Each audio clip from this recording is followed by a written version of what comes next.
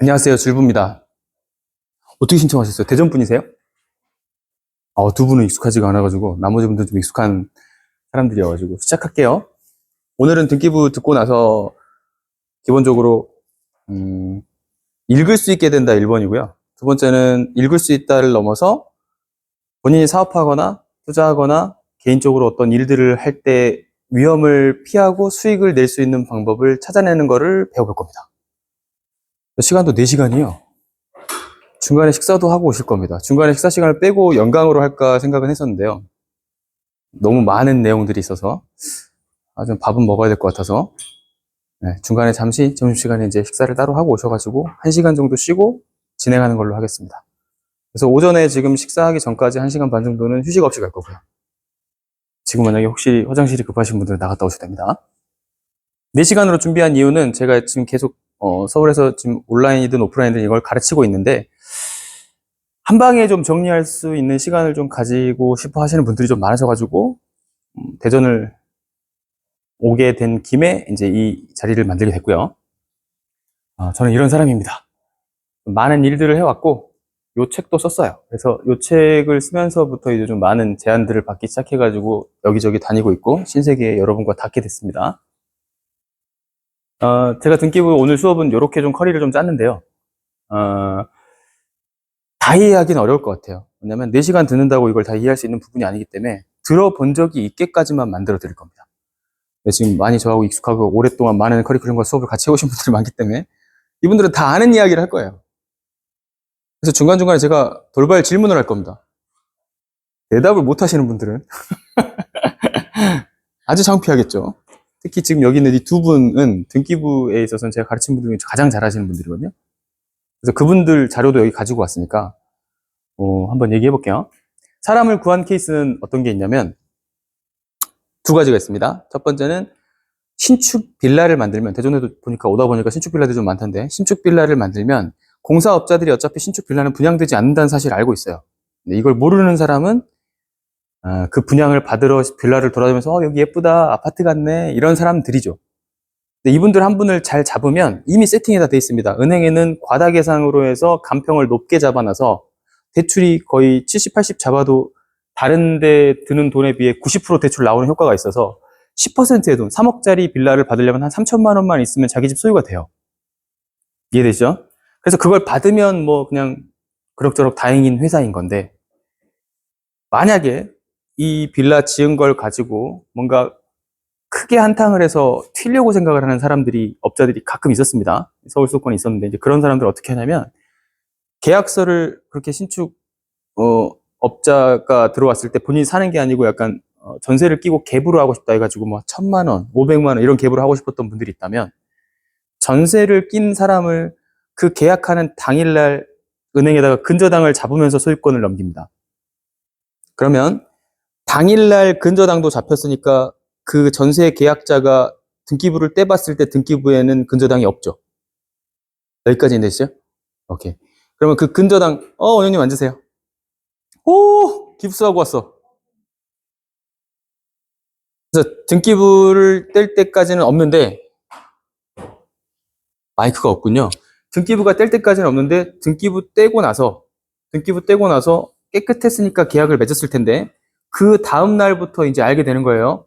자기가 전세 들어왔는데 근저당이 설정되어 있다는 사실을. 그리고 이걸 돌이키고 싶어가지고 난리를 쳐. 돌이켜집니까? 안 돼요. 그리고 이제 경매를 오래 배우신 분들은 알 거예요. 근데 이 집은 이제 경매로 해결될 수밖에 없는데, 신축 빌라니까 당연히 그 가격에 사고 싶은 사람들은 없겠죠. 이해되시죠?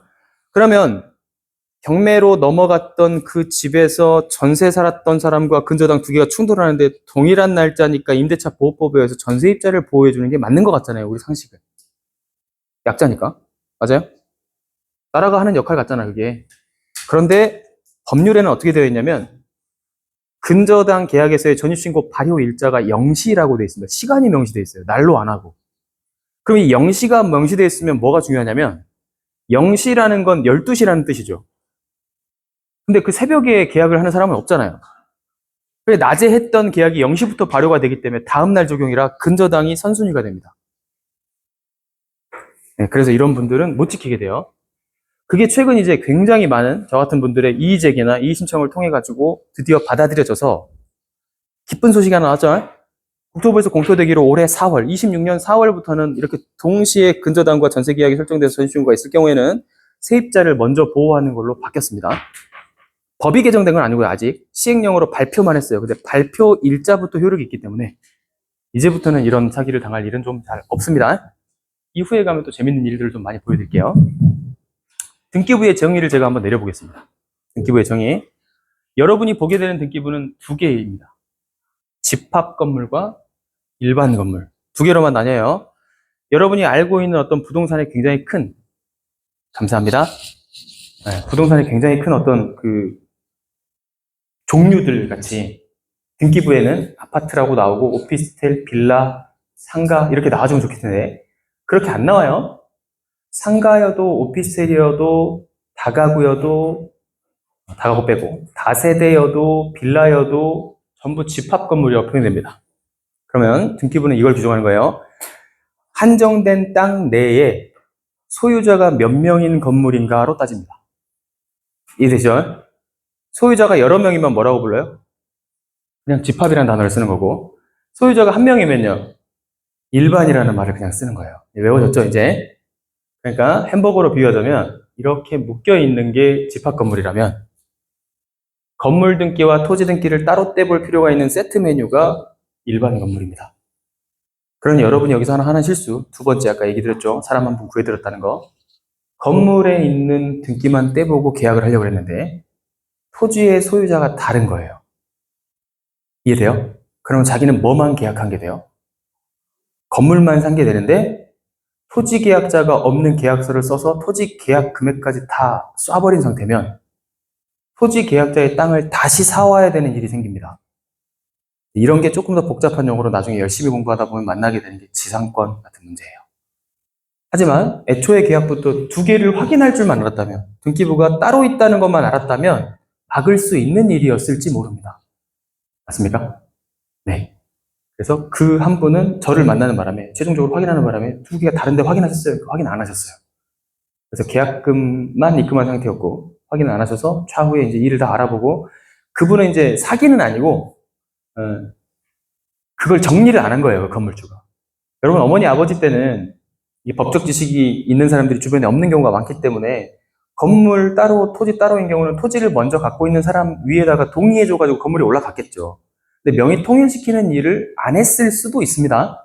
재개발문건에 보면 왕왕 이런 일들이 나오거든요. 그래서 그거를 일단 먼저 등기를 하나로 합친 다음에 하는 걸로 안내가 된 거예요. 이해되시죠? 나중에 여러분이 이걸 따로 하려고 하면 정정 등기를 신청을 별도로 해야 되고요. 그 다음에 안 좋은 사람을 만났을 경우에는 난 토지 판 적 없는데 라고 할 수도 있습니다. 이해되시죠? 그래서 등기부의 3단 구조를 얘기 드리면 인기가 좋아서 이 사진을 자꾸 갖고 다니고 있어요, 지금. 제가 원래 되게 설명을 되게 문장으로만 좀 하는 편인데 요즘에 그림을 좀 많이 쓰고 있습니다. 표제부는 뭘 보여주냐면 그냥 겉에 보이는 모습만 보여줍니다. 겉모습만. 그래서 표제부에서 여러분이 알 수 있는 건 뭐냐면 이 건물의 모양, 몇 층일까, 땅은 얼마 정도에 지었지, 이걸 알 수 있는 거고요. 얼굴만 보여요. 그래서 표제부상으로 여러분이 등기상에 어떤 문제를 겪을 수 있는 가능성은 없어요. 표제부는 그래서 약간 미적인 거를 예측할 수 있습니다. 우측 맨 끝에 부분에는 이 표제부에 있는 건물이 어떻게 지어졌는지 설계도는 얼마나 썼는지가 나오거든요. 이걸 보면서 얘는 설계를 굉장히 꼼꼼하게 한 아파트구나 라는 그런 느낌도 받을 수 있는 정도까지 이게 표제부입니다. 역할이. 핵심은 뭐냐면 갑구예요. 심장은 없으면 죽죠. 여러분이 지금 등기를 치는 이유는 을구 때문이 아니고 갑구 때문에 치는 거예요. 이게 이전되거나 바뀌거나 하는 형태가 가장 많이 일어나는 건 여러분한테는 매매라는 말로 일어납니다. 매매. 저 같은 경우에는 경매 넘어간 기입 등기를 갖고 많이 오니까 매매라기보다는 경락이라는 말이 저는 익숙하죠. 경락은 경매 낙찰이라는 뜻의 줄임말입니다. 경락이나 매매나 시스템은 동일해요. 돈을 어디에 냈냐의 차이만 있을 뿐 기록은 어차피 소유권이 넘어오는 겁니다. 이 소유권이 넘어온다는 단어를 소유권 이전이라고 불러요. 이전. 그러면 갑구를 하기 위해서 필요한 을구는 뭐가 중요하냐? 배가 아프거나 배에 부상을 입으면 바로 죽지는 않는데 갑구에 영향을 미치잖아요. 그렇게 생각하시면 됩니다. 빚이 주로 잡혀 있는 게 을구에 있습니다. 그래서 여러분이 주택이라든지 건물을 소유할 때는 빚과 전세권을 주로 보시는 것이 을구라고 생각하시면 돼요. 그래서 근저당 잡혀 있는 거를 해소하지 않으면 문제가 생깁니다. 그리고 하나 더 주의할 것. 오늘 이 수업 짧은 시간을 통해 여러분 인생에 한 번쯤 있을지도 모르는 일과 여러분 주변, 여러분 친지, 여러분 친척들에게 일어날 수 있는 한 가지 위험을 막아드리겠습니다. 최근에 상담했던 사람을 막아드렸던 결론인데요. 근저당권을 지우는 행위를 등기소에서는 말소라고 불러요.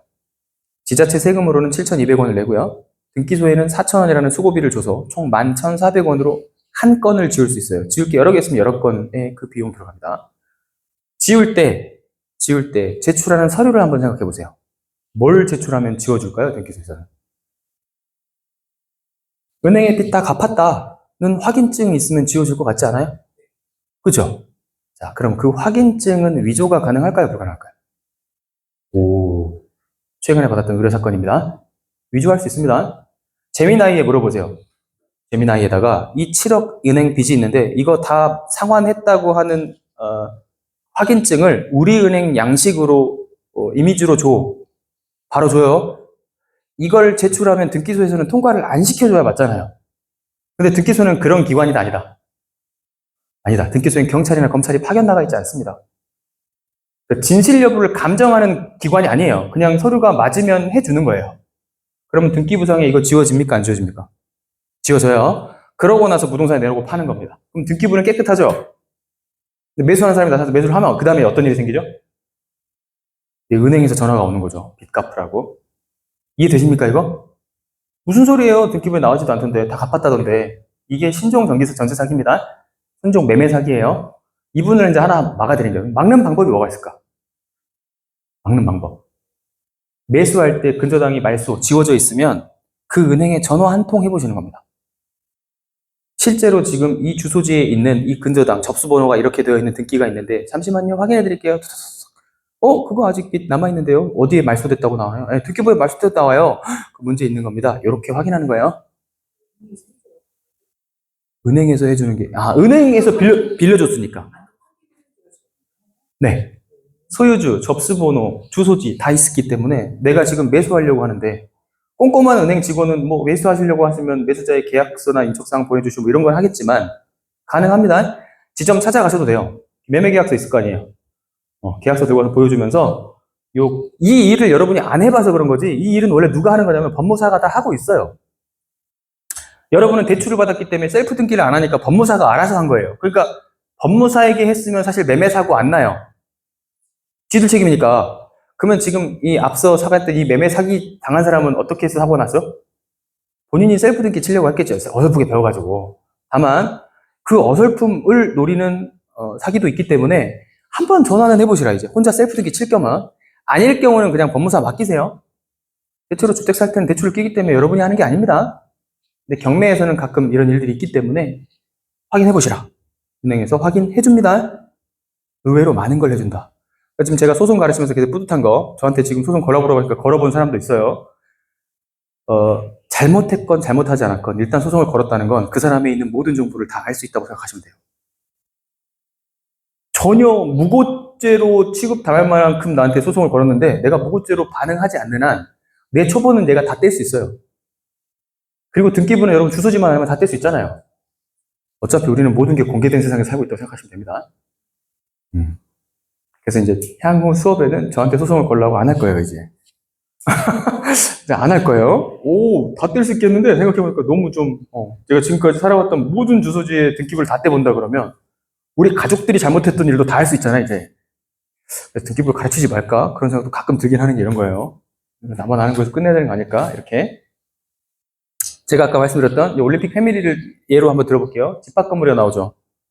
한 토지 위에 여러 개의 동이 아닙니다. 한 개의 동 기준으로 등기부는 작성돼요. 한 개의 동. 그러니까 전체 아파트 전체에 있는 땅을 얘기하는 게 아니라 여기 일동이라고 나오는 이유는 뭐냐면 이 아파트 한 개의 동 안에 이만큼의 사람들이 있어 이 면적이 이걸 기록해 주는 겁니다. 그리고 등기 원인 및 기타 사항에 보면 도면, 편철창, 일체계 533장 져 있어요. 지금은 전산으로 이기되어 있기 때문에 이렇게 숫자가 나오진 않는데 이렇게 숫자가 나오면 설계 도면을 보관하고 있는 장수입니다. 그래서 지자체나 등기소에 가면 이렇게 돌리는 게 있어요. 전산화 되기 전에 있는 모든 서류도 다 보관되어 있습니다. 그리고 요 항목이 책이 여러 개고 만약에 15책 358장이면 각 책당 뭐 이렇게 돼 있거나 아니면 1538장 이렇게 돼 있으면 설계 도면이 꽤 복잡하게 되어 있는 대단지 아파트겠구나라고 생각을 하시면 돼요. 이 정도면 구축의 평균이고 공들여 지었다는 뜻은 아니게 되는 겁니다. 아니나 다를까 재건축 아파트입니다. 이런 것도 유추가 가능한 게 페이스다. 얼굴만 보면 좀 알 수 있죠. 얼굴만 보면 늙었는지 동안인지는 알 수 있잖아요. 늙은 거예요. 그러니까 설계 도면이 적으면 적을수록 구축에 가까울 가능성이 높습니다. 지금은 새로 지은 아파트는 기본적으로 종이 도면을 쓸 수도 없거니와 너무나 많은 설계 도면이 있습니다. 전기, 통신 다 따르고요. 지하 배관 따르고요. 도로 접근성 따르고 뭐 여러 가지 요소가 다 따릅니다. 지금은 이렇게 작은 거 보니 하나가 더 요추가 되죠. 구축 아파트가 책 한 권밖에 없는 설계 도면이라면 지하 주차장이 없을 가능성도 있겠네. 이렇게. 구축 아파트고 지상 주차장만 있는 형태의 오래된 아파트입니다. 올해 이제 리모델링 재건축 가고 있고요. 그리고 부동산 등기법에서 보면 전산 규정이 99년에 발효되죠. 그래서 실제적으로 옮겨가서 전산으로 등록되는 시기는 이제 2000년 이후가 됩니다. 계도기간 같은 게 있기 때문에 2003년에서 4년까지는 등기부나 건축물 대장에 나와 있다고 맹신하거나 절대적으로 맞다라고 생각하시면 안 됩니다. 잘못 기록된 오기들이 꽤 많이 발견됩니다. 이해되시죠? 그래서 경매에서도 구축을 다루시거나 이런 거 하시는 분들은 이거 잘못 기록됐을 수도 있네. 그러면 두 가지 생각을 하는 거예요. 아, 이거 안 해야지. 이거는 초보자. 이걸 해야겠다. 중수 이상. 왜? 안 들어와요. 등기부나 건축물 대장에 뭐 기록이 잘못되어 있으면 고칠 수 있다는 생각조차 못하고 고칠 수 있는 걸 해본 사람이 없기 때문에 고칠 수 있다는 걸 몰라. 그래서 저는 많이 고쳐봤거든요. 그럼 단독 낙찰입니다, 거의. 전화 한 통으로 고쳐줘요. 전산을 바꾸기만 하면 되는 거잖아요. 네, 등기를 따로 할 필요가 없어요. 왜냐면 공무원의 실수로 오게 된 것 같을 때는. 제일 많은 실수는 이겁니다. 102호, 103호가 바뀌어 있어요, 숫자가. 102호가 103호로 돼 있고 103호가 102호로 돼 있어. 아니면 층수 기록이 누락돼 있어요. 지금 보면 1, 2, 3, 4인데 4가 없어. 왜 4가 없냐면 실제 예전 우리 건물들 생각해 보시면 알 거예요. 4층이 그냥 F로 표시되거나 없는 경우의 건물들 보셨죠? 4가 죽을 살을 떠올린다 그래서 왜 없앴잖아요. 그거를 한참 수기 작업으로 할 때는 시행되고 있었다. 전산으로 하게 되면서는 그냥 이거는 코딩에 오류가 나니까 그냥 전산으로는 무조건 4층이 표기되게 돼 있단 말이에요. 그러면 건물과 공부가 불일치하죠. 그래서 공무원들이 전산 넘길 때 예전 생각하고 4를 빼는 경우들이 꽤 많습니다. 이해되십니까? 네. 그래서 이거 없는 거는 전화나 어떤 서류 첨부로 고칠 수 있습니다. 알겠죠? 그 다음에 심장을 한번 봐볼게요. 아직도 표제부네. 표제부에서 뭐.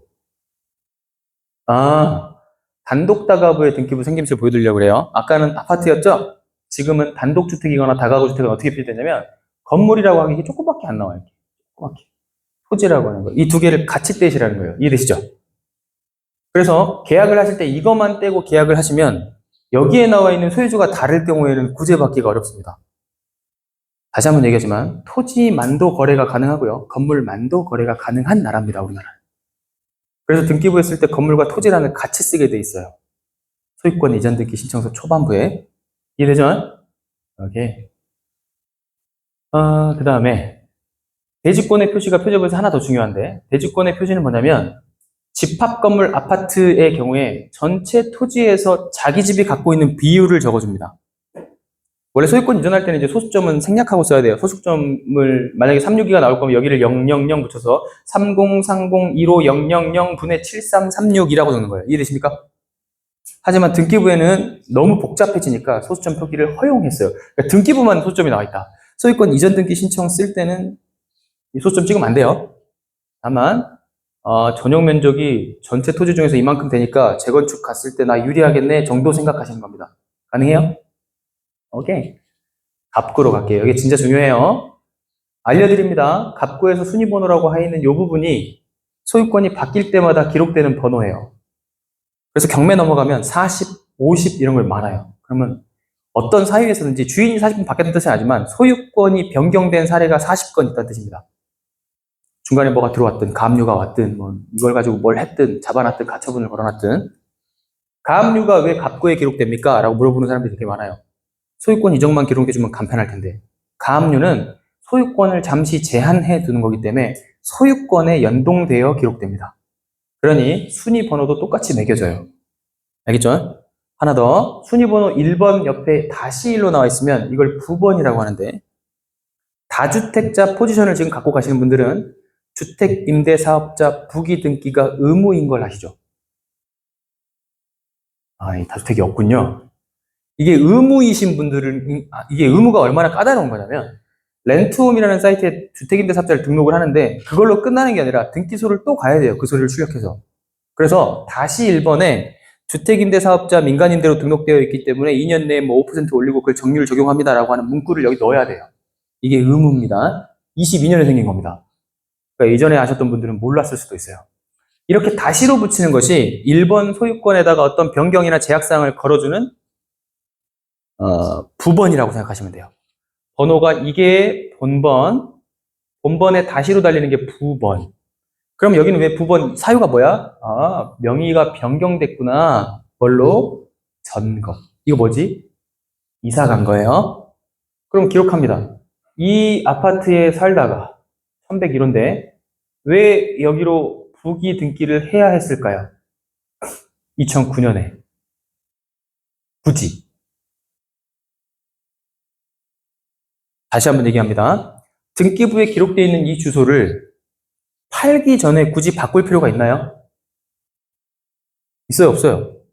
없어요. 그러니까 등기부를 보고 이 사람이 여기에 주인이면 이 주인이 이 집에 이 주소지에 살고 있겠다라고 추정하는 거는 약간은 보류해야 될 생각이에요.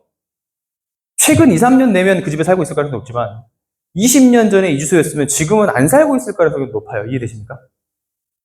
그러면 우린 시스템을 아는 거예요. 그러면 소유권 이전 기록될 때 이 주소지는 왜 들어가는 건데 소유권 이전 신청서를 낼 때 초본을 같이 제출하는데 그 초본이 3개월 이내여야 되는 건 아시죠? 90일 이내.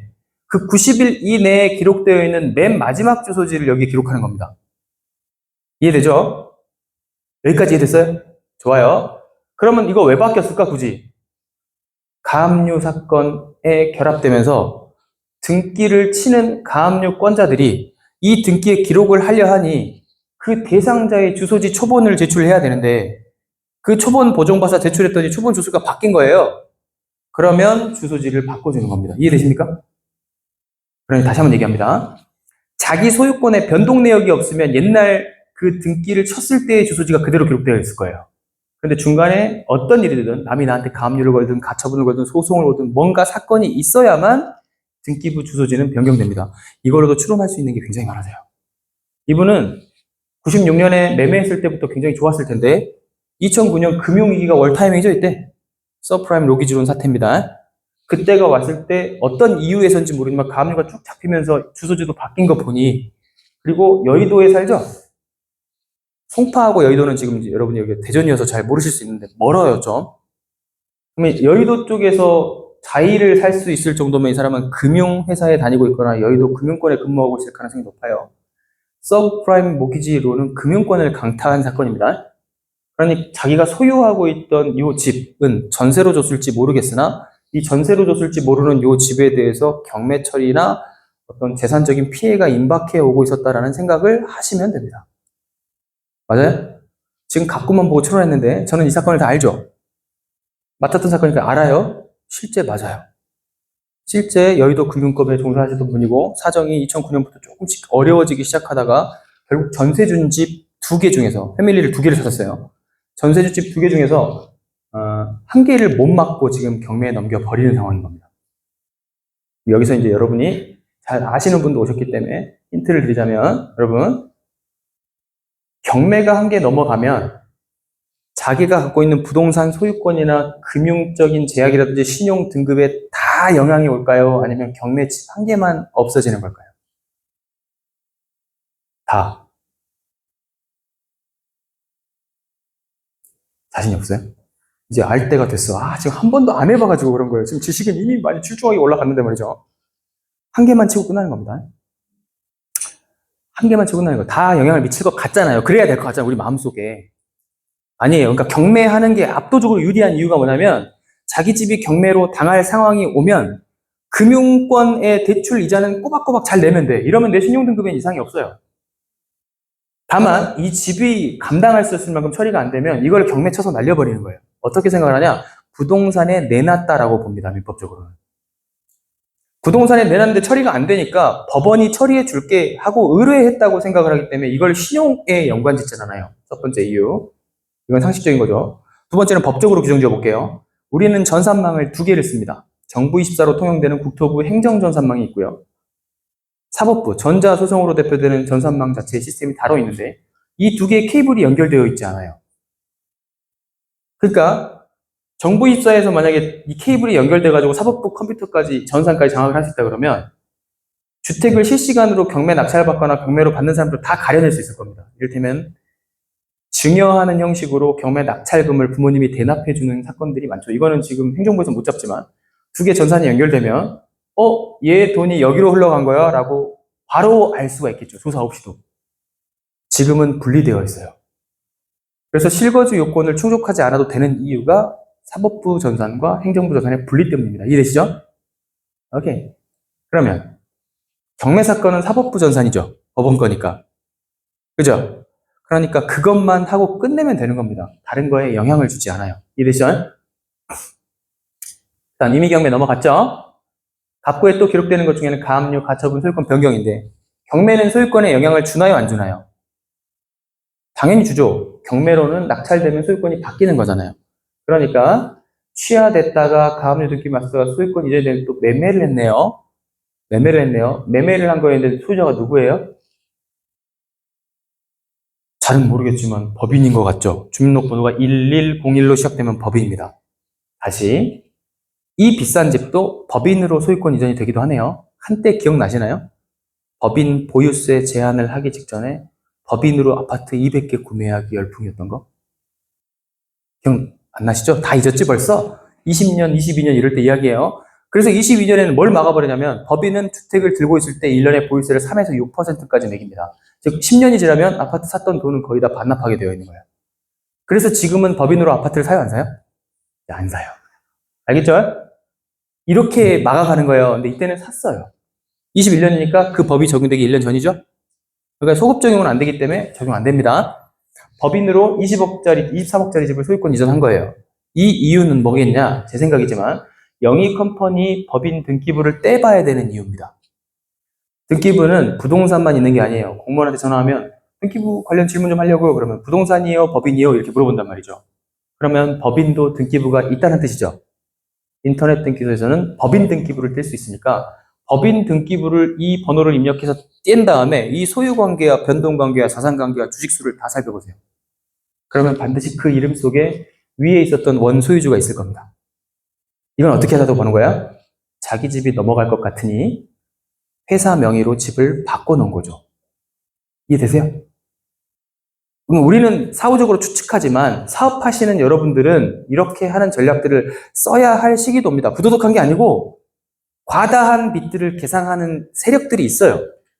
여러분 대부업체 안 좋아하시겠지만 대부업체는 1억만 꿔주면 이거를 7억, 8억으로 만드는 건 일도 아니에요. 경매 사건에 결합하면. 아시겠죠? 그래서 대부업체를 쓰지 말라고 하는 거예요. 합리적인 이유가 있어서 그렇게 하는 게 아니라 대부업은 말도 안 되는 걸로 모든 걸 빼앗아 가려고 하는 사람들이 일부가 아니라 많습니다. 일부라고 하기엔 너무 많아. 한두 명이 일탈하는 행위가 아니에요. 그래서 법정금리를 20%대로 막 제한을 하는 거예요, 지금. 옛날엔 7, 80, 1000%도 있었습니다. 못 빠져나와요. 대부업체에서 1000만 원을 빌리잖아요. 1년 뒤에 10억이 돼 있어요, 이게. 빠져나올 수가 없어요. 이해되시죠? 그래서 한 사람의 인생을 묶어버리는 거예요. 특히 여성분들. 그런 7, 80년대 시기를 우리가 보낸 겁니다. 그리고 결국 이제 2000년 넘어와가지고 이자 제한율을 두고 법정 금리의 제한을 두고 하기 시작한 거예요. 오케이? 좋아요. 그래서 영희컴퍼니 주식회사에 넘겨놨는데 요것과도 연관이 해서 사인캐피털 대부에 돈을 썼죠. 요 대부에서는 제 대부가 좀 이제 쓰면 바로 이제 경매에서는 헤어나올 수 없다. 이 것은 취하되기가 매우 어렵다. 얘기하는 이유 중에 하나가 이 대부업체는 이게 법인이든 개인이든 상관없이 어떻게든 받아냅니다. 법인 연대보증이나 개인 연대보증을 여기다 걸어놓기도 하고요. 연대라는 말은 무슨 말이죠? 얘한테 문제가 생겨도 역시 나한테도 문제가 생긴다는 뜻입니다. 이해되죠? 이런 것들을 해놓기 때문에 조심하실 것. 그다음에 을구에 가면 근저당을 이렇게 대부업체에 잡아놓잖아요. 절대 좋은 게 아니다. 왜냐? 대부업체는 자기 돈 가지고 장사를 하지 않아요. 뒤에 쩐주가 항상 있습니다. 아니면 쩐주인 법인을 만들어 놓고 거기를 저수지처럼 활용해요. 저수지에서 물을 끌어와서 농사를 짓듯이 저수지에 돈을 담궈두고 그 돈을 끌어와가지고 장사를 합니다. 그리고 그 최종 보스인 이 은행에다가는 질권이라는 걸 잡아줘요. 여기는 웰컴저축은행인 거 보니까 웰컴저축은행을 퇴사한 임원 혹은 간부가 차린 대부업체일 가능성이 높아요. 그러면 내부 소통망이나 연결 네트워크를 통해서 웰컴저축은행에서 돈을 사업자 대출로 빌린 다음에 이 대부업체가 이 윗사람한테 이율 차익을 남기고 넘겨줬을 겁니다. 아시겠죠? 지루하실까요, 혹시? 안 지루하세요? 재밌어요? 잠이 오실까봐. 춤이라도 한번 춰야 되나 뭐 그러고 있었습니다. 자, 지금부터는 좀 재미없는 이야기가 계속 이어질 거예요. 이걸 파악해야 다음 단계로 갑니다. 그래서 지금 점심 먹기 전에 지금 여기 있는 용어와 이 시스템을 해결하지 못하면 지금 오래 들으신 분들인데도 왜 새로운 것처럼 보고 계시지, 표정이? 뭐지, 이거? 처음 듣는 얘기 아니잖아요, 이거. 엄청 많이 들었잖아요. 저 수업 맨날 이런 얘기 하는데. 그리고 지금 두 분은 제가 눈여겨보고 있어요, 지금. 두 분은. 돌발 질문 할 거야, 진짜. 등기부의 특사들이거든요. 엄청 잘하시는 분들이라. 자기 재능을 발견하게 돼요, 부동산 하다 보면.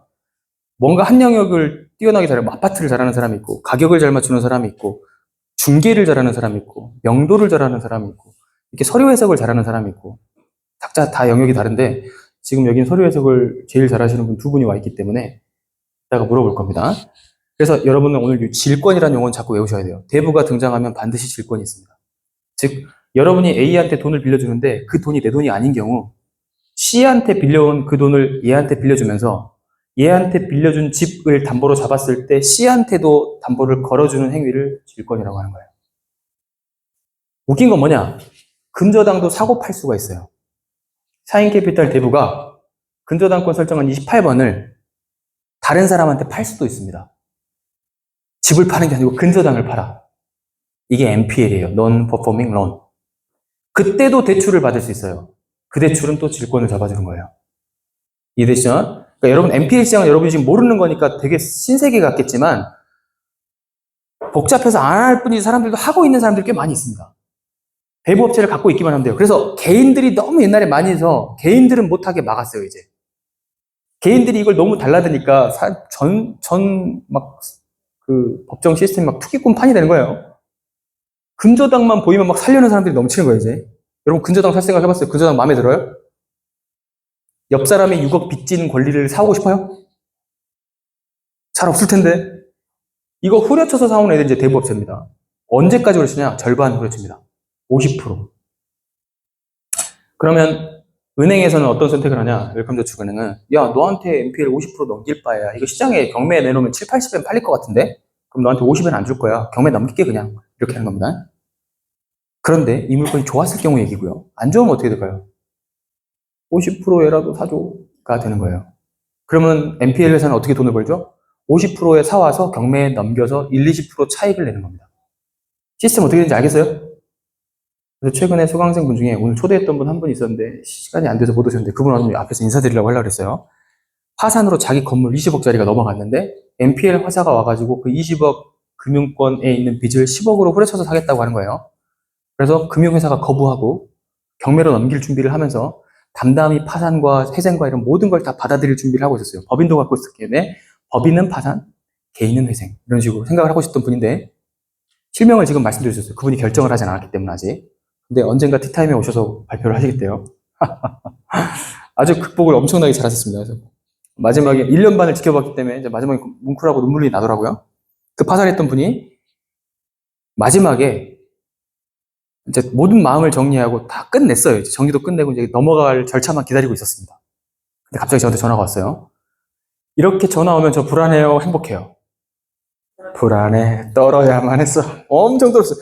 야, 더 큰 일, 이거보다 더 큰 일이 있을까? 머릿속에 컴퓨터가 있잖아요, 저는. 확 생각하면서, 이거보다 더 큰 일은 뭘까? 또 어딘가에서 뭔가 빛이 또 튀어나온 거야, 법인 하나에서. 그렇게 생각을 하고 있었는데, 전화하자마자 막 울먹울먹 하세요. 하면서, 남편이 성실하게 일한 거를, 건물주인데 그렇게 성실하게 일한 사람 처음 봤다고 생각하는 1층 세입자가 10년을 지켜본 거예요, 같이 일을 하면서. 근데 그 세입자가 돈이 없던 사람이 아니었던 거야. 이 건물을 매입해주겠대. 그래서 일시에 모든 파산 면책 가려고 했던 요 모든 것들의 채무가 해소됐습니다. 그리고 그 얘기를 하는데 계약을 다 끝내고 한 게 아니야, 전화를. 그래서 야, 어떻게 될지 몰라. 빨리 지금 계약 됐는지부터 확인해. 저녁에 전화가 왔어요. 저녁에 계약서 도장 찍고 잘 했다고. 된 겁니다. 해결됐어요. 그래서 여러분, 돈을 번 건 아니지만 극악을 막았잖아요. 그분이 계속 이 상황에서도 등기부를 공부하시고 계셨거든요. 경매 물건도 꾸준히 보시고 챌린지도 하시고 계셨기 때문에 어쩌면 그래서 지켜낸 것 같기도 하고, 그렇게 너무 약하잖아 또. 그리고 남편의 10년 성실함이 알아보는 사람이 한 명쯤은 있었다는 것도 또 덕인가? 뭐 이런 생각도 좀 해보게 됩니다. 그래서 너무 해결이 다 잘 됐어요, 지금까지. 그 이야기는 나중에 이제 남겨두는 걸로. 그렇습니다. 그럼 이제 우리는 뭘 보느냐? 지금 오늘 배우고 나서 내가 갑구, 을구를 명백히 분석할 수 있는 사람이 된다? 불가능합니다. 그건 불가능하고, 요약부는 볼 수 있었으면 좋겠어요. 요약부를 보면 이제 어떻게 보냐? 영희 컴퍼니로 왜 법인이 소유하고 있지? 이 정도는 볼 수 있는 거예요. 주민번호가 111이네? 11년생인가? 2011년생인가? 이렇게 아니고, 1102로 시작된 법인이구나. 법인은 개인과 별도의 인격을 갖고 있는 하나의 회사인데, 이 회사한테 소유권이 넘어갔다는 얘기는 이 앞에 이걸 넘긴 사람이 있었으니, 그 넘긴 사람과 이 법인의 관계를 좀 조사해 볼 필요는 있겠네? 요 생각. 가능하죠? 두 번째, 압류가 들어왔네? 국자들은 국세청인께 지방세 아니고 국이라고 표시된 거에 세금은 두 개예요. 이렇게 고액 아파트에는 재산세하고 종부세, 종합부동산세라는 게 있습니다. 이 두 개가 붙는데 그거에 해당하고 있는 것 중에 좀 어려운 건 재산세는 비중이 아주 낮으니까.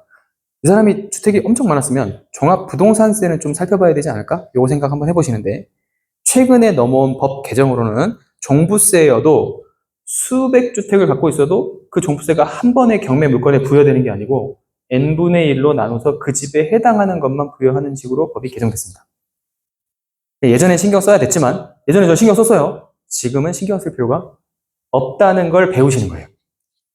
알겠죠? 그 다음에 대부업체가 넘겼네? 그럼 전 대부업체 속성을 알잖아요. 어떻게 장난쳐서 가져왔을까? 궁금한 거지. 그래서 저축은행과 질권 처리를 해서 빌린 돈 갖고 돌리다가 법인 파산을 유도한 것은 아닐까? 라고 한번 생각해 보는 거예요. 그러면서 등기부 뜯어보고 샤인캐피탈 대부가 했던 행적들을 찾아봅니다. 경매에서 좀 깔끔하게 일하는 대부업체는 많이 보다 보면 여러분 알게 돼요. 한빛자산 대부 이런 데는 그냥 정률로 놓고 이자 장사하는 곳입니다. 그런데 모르는 이름이 나왔잖아요. 모르는 이름이 나오면 여전히 이상하게 하고 있는 사람일 가능성이 높습니다. 근데 제가 이렇게 설명을 했음에도 불구하고 이 대부업체를 찾아가신 분도 있어요. 찾아가셔가지고 막 그 단판을 뜨고 막 나 여기서 일하게 해달라. 무급이어도 괜찮다. 멋진 분이. 우리 알고 있는 성윤님이 그렇습니다. 또 성윤님 이름 나왔다고 또 유튜브에 올리면 난리 나겠네. 그분도 지금 잘 헤쳐나가고 있어요, 생을. 그러니까 멋있는 분들이 너무 많아요. 제가 오히려 많이 배우는 게 있습니다. 그래서 질권이라는 걸 나 여태까지 몰랐는데, 오늘 수업을 듣고 나니까 근저당을 잡았지만 근저당 잡은 사람이 돈을 빌려와서 근저당을 잡아주기도 하는구나. 그리고 근저당도 거래가 가능하구나. 그 개념에서 나는 질권이라는 개념을 알아야겠구나. 즉, 이게 경매로 낙찰이 되면 실제적으로 돈은 샤인 캐피탈 대부에 가는 게 아니고 샤인 캐피탈 대부를 통해서 질권자에게 돈이 가겠구나, 배당이. 이렇게. 여기까지 와칠까요? 어렵지만 갑구 표제부 일부를 한 이유. 이거를 베이스로 해야 다음 이야기가 들립니다. 초보 강의 때 제가 1강 때 시간을 굉장히 많이 쓴 이유도 이걸 이해 못하기 때문에, 이해 못하면 이제 수업이 거듭될수록 질부쌤을 죽이고 싶어요. 저 애는 무슨 말을 하는 거지? 이게 증인이 있더라고요. 오늘 같이 오다 보니까 얘기를 막 하시는데 실전 24기를 들으셨대요. 그때 얘기할 때는 뭐지? 막 이랬다는 거예요. 뭐지 쟤는? 다 그랬다고? 오늘은 소프트 했어요? 오늘도 빨라? 오늘도 빨라?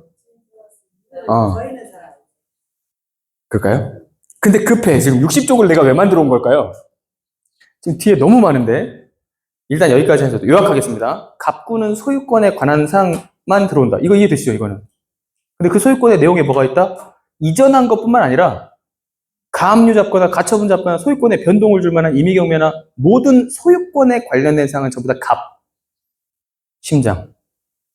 그러면 얘한테 영향을 주는 애들, 빚 졌네, 나 너한테 받을 거 있네, 전세 줬네, 이런 내용들은 의뢰 기록이 되는데 그 의뢰의 핵심 개념은 경매에선 질권이다. 주로 대부업체 들어온 물건들은 해소가 어렵기 때문에 대부업체 들어온 물건들은 취하가 안 됩니다. 대부업체의 목적은 하나 잡으면 안 물어. 안 떨어져, 물면. 그래서 취하시킬 수 없게끔 막 만들어요. 서류를 조작하기도 해요, 사실은. 그러니까 이 조작하면 이게 받아들여지냐라고 여러분이 의문을 자꾸 품을 텐데, 채권자가 반항을 하기 매우 어려운 상태에 놓여 있죠. 경매까지 갔다는 건 이제 인생 망했다고 생각하는 사람 많을 거 아니에요? 그래서 대부업체가 막 빚을 과다 계상하기도 합니다. 이거에 이의 신청을 해야만 방어가 되는데, 정신 논 사람이 이의 신청을 한다? 잘 없어요, 그런 경우가. 그리고 이분이 이런 등기부 지식을 잘 알고 있었다고 한다면 이 사태를 만들지 않았겠죠. 그죠? 그래서 이분들은 끝까지 또 의존적인 심리가 있어요. 최근에 경매 임장을 가서 좀 도와주러 가면 이렇게 하셨던 분들은 꼭 여기 이 상황에서조차도 조금 안다는 주변 지인한테 의지하고 있더라고. 그래서 길 가다가 만난 거 아니에요. 명도하러 온 사람도 아니고 낙찰 받으려고 왔습니다 하고 조사를 간 사람이면 완전히 아무것도 관련 없는 남이잖아. 근데 저를 잡고 전화를 갑자기 걸더니 전화기를 바꿔주는 거예요. 이 사람하고 통화 좀 해보라고. 지금 이 해결 저한테 말씀하신 방법을 여기다 좀 얘기를 좀 해달래. 너무 무례하다고 느꼈지만 좀 친절해지고 있는 질문이니까 받았어요. 그래서 이 사람이 얘기한 걸 토대로 얘기를 하고 있는데 둘이 얘기가 완전 달라요. 여기서는 5억이라고 얘기하더니 여기서는 또 8억이래. 액수가 아예 달라졌잖아요. 그럼 뭐냐? 이 사람은 경매에 넘어가서 이런 지경을 겪고 있는 동안에 다른 사람한테 의지하고 의뢰하고 있으면서 실제적으로 빚이 얼마인지 파악도 안 된 상태로 의뢰를 한 거예요. 그래서 여기서는 해결책이 있었지만 이 사람하고 얘기하다 보니 해결책이 없어요. 저한테 막 뭐 화를 내는 거예요. 그래서 아니 이분이 말씀하신 대로 말한 것뿐이다. 그냥 저는 지나가는 사람이다. 하고 끊었어요. 이렇습니다. 여러분이 간절하고 어떤 상황에 몰리면 이런 판단들을 자꾸 하는데 이렇게 급하게 내린 이 모든 판단들은 좋지 않다는 게 제가 왜 정설로 굳어지는지 알겠죠, 여러분? 오랜 경험으로 진짜 정설을 만든 겁니다, 이게. 여러분은 그렇게 안 하셨으면 좋겠다. 느리게 하시고 천천히 좀 하시라. 이거는 이제 리원님의, 지금 저 가운데 계신 리원님의 등기부 드라마 구성법입니다. 가르친 건 제가 가르쳤는데, 이렇게까지 할 필요가 있나 싶을 정도로 이렇게까지 하신 분이에요. 이것만 보니까 깔끔하죠? 송파에 있는 물건이고, 한양아파트입니다. 한양아파트 아시는 분 손? 오, 송파 한양아파트 아세요? 송파 한양아파트는 올림픽 패밀리 올라가는 언덕배기 쪽에 살짝 올라가서 있는데, 살짝 올라간 곳이 평지예요. 그래서 1단지, 2단지가 있고, 인기가 굉장히 좋은 중형급 아파트였어요. 그런데 지금은 재건축 이슈에 붐을 타고 송파가 지금 다 개발되고 있거든요. 헬리오 이후에 지금 난리가 났어요. 전부 다 개발한다고. 갑자기 이제 거의 10억 이상은 좀 올라버리게 되면서 주목을 좀 많이 받고 있는 아파트 중에 하나입니다. 그런데 말이죠. 정돈식이라는 사람이 매매를 일단 해요. 93년이니까 아마 분양받은 것 같습니다. 한 달 후에 1억 가량 되는 대출 잔금을 치르면서 이 집에 들어오게 되었다. 이거는 이제 을구를 같이 봐야 되는 거예요. 갑구에는 1억 대출이 나온다, 안 나온다? 안 나온다. 그러니 이분은 지금 갑구 여기 소유권 이전 보고 휙 넘겨서 을구의 대출 그 시기에 받았는지 확인한 겁니다. 잘한 거죠? 여러분은 등기부를 1강에서부터 쭉 가면 13강까지 이렇게 가야 되는 줄 알고 있는 모범생들이 많잖아요. 그런데 등기부는 모범생적으로 공부하는 게 아니라 실무적으로 보셔야 돼요. 이거는 그냥 기록된 글로 끝나는 게 아니기 때문에. 즉 93년에 등기를 쳤으면 을구로 넘어가서 93년에 대출이 있는지를 봐야 되는 거예요. 이 확인 너무 잘하셨다 칭찬. 무리해 보이지 않았다. 이것도 괜찮은 방법이에요. 매매 금액이 나오진 않았지만 93년대의 한양아파트 가격은 분양가로 쳐도 2억, 3억밖에 안 할 겁니다. 헬리오시티가 2005년, 3년 금융위기 때니까 2008년, 9년 이럴 때 분양을 할 때 4억이었거든요. 84가. 지금은 이제 28억 정도 합니다. 그러니까 그때만 해도 큰 금액이 아니었으니까 1억 대출도 이 사람들한테 클 수 있지만 뭐 그 중요한 비중은 아니에요. 넘어가 볼게요. 주식회사 JF 인터내셔널 상품 도매업 사업을 2015년에 크게 시작한다. 궁금하잖아. 등기부를 보고 사업한지는 어떻게 알아? 그래서 이 사람 뭐지? 한 거야. 그래서 여기서 또 정독을 하기 시작해요. 정돈식이 사업 어디서 있지 지금? 어떻게 아는 거지? 사업자 대출 있나? 막 생각하다가 이거 있는 거예요 이거. 맞지? 이거 보고 한 거지. 근저당 설정을 채무자가 JF 인터내셔널로 했으니까 이 JF 인터내셔널이란 법인 소유주가 정돈식이 아닐까라고 추측한 거죠. 이거 등기부 떼봤어요? 법인 등기부? 그러니까 이건 추측인데 추측 잘했다고 칭찬하는 거예요. 이게 이제 오늘 하나 더 추가드릴 거는 뭐냐면 법인 등기부를 한번 떼보는 거예요, 이럴 때는. 그래서 소유주의 일치를 보고 아까도 얘기했지만 송파 올림픽 패밀리를 일반 매수할 때도 보니까 그 사람이 두 개를 갖고 있는데 한 개는 자기 갖고 있는 법인 소유로 넘겨나가고 경매를 넘겨버린 거잖아. 그럼 자기 신용에는 타격 전혀 안 받고 법인을 파산으로 끝내버릴까 생각을 제 오버지긴 하지만 그런 생각도 할 수 있지 않겠어요? 그러니까 여러분이 주변에서 사업을 크게 하시는 분한테서 갑자기 손해를 당하는 경우가 인생에 한 번쯤 있을 수 있습니다. 그러니까 마냥 부러워만 하지 말라는 거예요. 사업이라는 건 잘 될 때가 있지만 망할 때는 막 끝도 없이 가버리는 거라서 법인을 내놓는다고 회사를 누가 사주는 게 아니에요. 유니콘 기업도 아닐 것이고. 그럼 어떤 일이 생기냐면 법인 등기부를 떼보면서 그 사람의 재정 상태를 확인하지 않으면 그 법인 한 개를 이 대표가 없애버리겠다고 결심을 했는지 알 수 없어. 없애버리겠다고 결심을 하면 그 법인의 재무 구조를 불성실하게 만듭니다. 자기가 가지고 있던 여러 회사들에 있던 채무를 전부 다 이렇게 바꿔서 재산 상계를 하려고 법인 하나로 몰기 시작하는 게 보여요. 나중에 보면. 그래서 그 법인 재산들을 파산 신고만 해버리면 개인한테 아무런 타격이 오지 않습니다. 이게 우리나라 회사법이에요. 근데 이 법이 있어야만 성장하는 거예요, 국가가. 개인한테 한번 망했다고 계속 책임을 지워버리면 아무도 일을 안 하려고 할 거 아닙니까? 맞죠? 그런데 이제 이거의 부작용으로 똑똑한 사람들은 자꾸자꾸 생겨나게 되기 때문에 회사 하나의 부실을 싹 몰아서 정리해버리기도 하는 거예요. 사실 여러분이 이 개인만 보면 부도덕하다고 생각할 수 있는데 대기업들이 구조조정을 하는 것도 같은 방식입니다. 부실이 넘치는 회사에다가 부실을 싹 몰아서 싸게 정리해버리는 거예요. 그리고 정리해고라는 명칭으로 거기 있는 사람들도 고용을 안 하고 해고를 해버리면 아주 심플하고 단순한 회사가 됩니다. 이거를 좋은 말로 경영학에서는 워크아웃이라고 부릅니다. 운동했다는 거죠. 살 뺐다는 거지. 근데 그게 규모가 대기업이고 엄청 클 경우에는 나라에 큰 타격을 줍니다. 이해되죠? 상품코드는 뭐예요, 이거?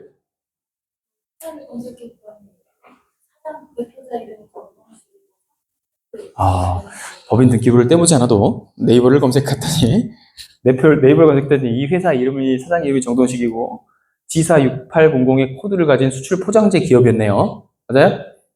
제가 이렇게 해보라고 했던 이유 기억나시죠? 본인이 들어갈 물건이면 한번 회사나 이름을 검색해보라고 하면 유명한 사람이면 나옵니다. 특히 지방에 있는 뭐 1, 2억, 3, 4억 이런 때 물건 할 때는 이렇게까지 할 필요 없습니다.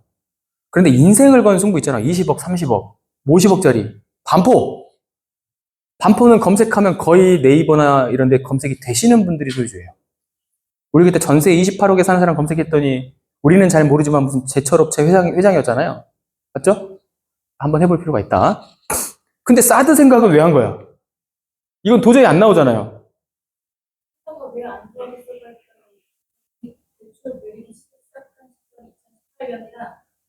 그러면 그 전쯤에 어떤 수출과 관련된 일이 않았을까 해서 생각해봤더니 사드가 2016년이나 17년도 후반 때부터 사업들이 우리나라 수출 회사들이 안 좋아져서 그러면 느낄 수 있겠다. 추정이죠. 추정이긴 한데 합리적이죠. 합리적이죠. 그럼 저기 이제 한 가지만 첨언해보면 사드는 어디에 수출을 못하게 된 거죠? 중국 대상 기업이 아니었을까 이런 생각을 해보는 겁니다. 좋아요. 그러다가 21년 대부에까지 손을 뻗게 되면서 금액이 감당할 수 없는 수준. 근저당이 빡 잡히게 되죠. 다시 한번 이제 아까 배웠던 거 설명드립니다. 진지한 눈빛을 갖고 계신 분이 한 분 계셔가지고 제2호 대부에 근저당권 이정을 해줬어요. 근저당 사고 팔 수 있다. 사고 팔 수 있다. 이때 3억 넘기면서 얼마에 팔았을까? 50% 후려치기 단가가 암암리의 룰이니까 얘는 1억 5천에 이 근저당을 사왔을 가능성이 높죠. 이해되십니까? 그러면서 지 돈으로 샀을까요? 질번 잡았네요. 어디에? 웰컴에. 그러니까 아까 제가 얘기하는 거예요. 이 웰컴 저축은행이 임원 퇴직한 사람들을 대부업체 쪽으로 해가지고 이렇게 자리를 만들어 터주는 건 아닐까? 맞죠? 이 사람들이 아무한테나 이런 대출을 해주진 않을 건데 대부업체 대출을 전담하고 있는 회사들을 살펴보시면 아마 관계자일 가능성이 높습니다. 이게 여러분이 이게 평생 쌓았던 인프라라는 겁니다. 평생 여신 업무에서 그런 업무를 했으면 나가서도 뭐 그걸로 먹고 살아야지. 오케이? 그래서 이제 정부에서는 지적당하는 거예요. 회사가 아니라 정부에서는. 도로공사들 보면 없는 자리 계속 만들어갖고 이상한 일에다가 사장 하나 박아놓잖아요. 임원 출신들. 그런 거 얘기하는 겁니다. 그 다음에 전세권 잡혀있고. 전세권은 그냥 기본 세팅값. 이 집에 대부업체가 다른 사람이 들어오지 못하게 만들기 위해 최저 금액을 형식상으로 걸어놓는 게 대부업체 전세권입니다. 이건 이제 경매 검색을 많이 하다 보면 알게 돼요. 다 있어요, 그냥. 그래서 뒤에 후순위로 등록한 애들은 보호를 못 받는 거죠. 그렇게 만들어 놓는 겁니다. 그 다음, 그래요. 잘 파악했네요. 한 푼이라도 아쉽다. 그래서 얘가 무슨 직을 하냐. 최초 신권 매각기일 변경까지 되어지며, 매각기일이 24년 6월인데, 계속 변경되죠. 25년 7월로 1년 미뤄지고, 낙찰이 됐어, 20억에. 21명이나 들어서 엄청나게 뜨겁게 낙찰이 됐습니다. 근데 불허가는 왜 됐을까요? 이 불허가 시도가 궁금한 분들은 이제 이 불허가 된 사유라든지 서류 송달 내역 같은 걸 보는 거예요, 소송으로. 그랬더니 정돈식의 자녀로 보이는 정현진이 전입되어 있는데 얘를 임차인으로 허위 등록하면서 보증금이라도 확보해 보려고 시도한 것으로 볼 수 있다. 그러면서 뭐라고 나와 있냐면 A 파이낸셜 대부 주식회사가 이 사람이 자녀이니까 배당해서 배제해야 된다라고 의견서를 제출했잖아요. 그래서 이런 문제들로 인해서 불허가 신청까지 끌어낸 건 아닐까라고 추론한 거죠. 그러면 불허가 신청으로 끌어내고 싶은 이유가 있었을 거예요. 사람 동기가 있어야 되니까. 그냥 털고 해방되면 좋을 텐데 왜 끌어냈을까? 그거 추론한 거 보고 깜짝 놀랐어요. 이제 그게 이런 상황 속에서 이제 뭐 이건 빚이 많다 정도로 생각하시면 됩니다. 단어 하나 알려드리려고 하는 거예요. 확정 채권 양도라는 형식은 근저당을 거래해서 이전을 해올 때 채권을 A에서 B로 바꿉니다. 즉 여기서 누구냐? A 파이낸셜 대부 주식회사에서 JO가 이걸 사왔어요. 이제 이 근저당은 이 사람으로 바뀌었습니다. 라고 하는 걸 지칭하는 말이 확정 채권 양도예요. 기억나죠? 이제 어떤 일이 생기냐면 이런 일이 생깁니다. 봤더니 회생법원의 24년도에 파산 관련돼가지고 아니 회생하고 파산은 확실히 달라요. 이 개회라고 하는 게 뭐냐면 개인 회생의 줄임말이거든. 자, 저한테 배우신 분들 알 거예요. 이 정돈식은 개인 회생 신청이 가능합니까? 불가능합니까? 불가능하죠. 6억 이하 금액이어야 되는데. 그러면 이건 왜 열렸을까?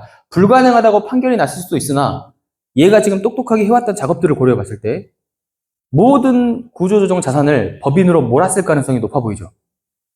그리고 본인은 회생으로 살아나려고 했던 것 같아요. 맞죠? 지금 저한테 의뢰했던 이분들도 이제 울먹으셨던 분들도 그렇게 처리하려고 했던 거예요. 법률가들이 그렇게 조언을 한 거야. 파산으로 처리해버리면 개인에게 닥치는 어떤 혜택이나 이런 유익들이 회생보다 적어요. 면책 범위도 적고. 그래서 법인은 파산하고 개인은 회생하는 형태를 취한 거예요. 둘을 믹스한 거야. 그럼 이 시기를 잘 기억해야 되고 불허가까지 냈던 결정에는 한 가지 사건이 더 있는데 당시 재건축 이야기가 입주민 안에서 돌고 있었다. 봤더니 이 사람이 경매 조사하러 갔더니 뭐가 붙어 있어요? 정비구역 신청하고 나서 동의율 70%고 플랜카드가 붙어 있었어. 이렇게 나오잖아요. 실제로 진행되고 있고 지금은 이제 거의 중반부를 향해 형성되어 가고 있거든요. 안전진단 끝났습니다. 이런 상태가 되면 송파 같은 경우에는 이때 붐이 일어나게 되기 때문에 10억 이상 올라요. 그래서 그걸 기다리지 않았나라는 생각도 들어요. 그래서 어떻게든 불허가 신청을 하려고 애를 썼을 것이고 이 상황을 경매 신청한 대부업체에 읍소를 했을 가능성이 높습니다. 조금만 더 있으면 이거 10억 더 받는데도 지금 이거 하고 넘길래? 이렇게 해가지고 채권자를 건드려서 그 변경 신청서라든지 뭐 이전 신청서라든지 집행 정지 신청서라든지 이런 걸 내게 해서 경매 낙찰을 127%에 받고 꿈에 부풀었던 사람들에게 실망을 주는 방식으로 불허가 냈을 수도 있고요. 아니면 이걸 따로 증명하지 않고 아까 정현진이라고 해서 들어가 있던 사람이 법적 서류 관계에 문제가 있잖아요.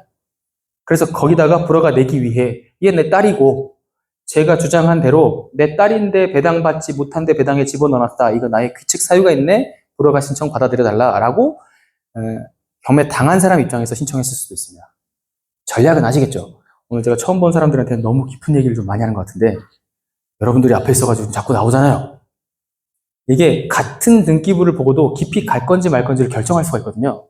이제 이분 이야기를 처음에 이렇게 드리는 건 시작 지점과 끝 지점을 얘기하는 거예요. 시작 지점은 아까 제가 집합 건물입니다, 단독 건물이다 얘기했던 게 이게 시작 지점.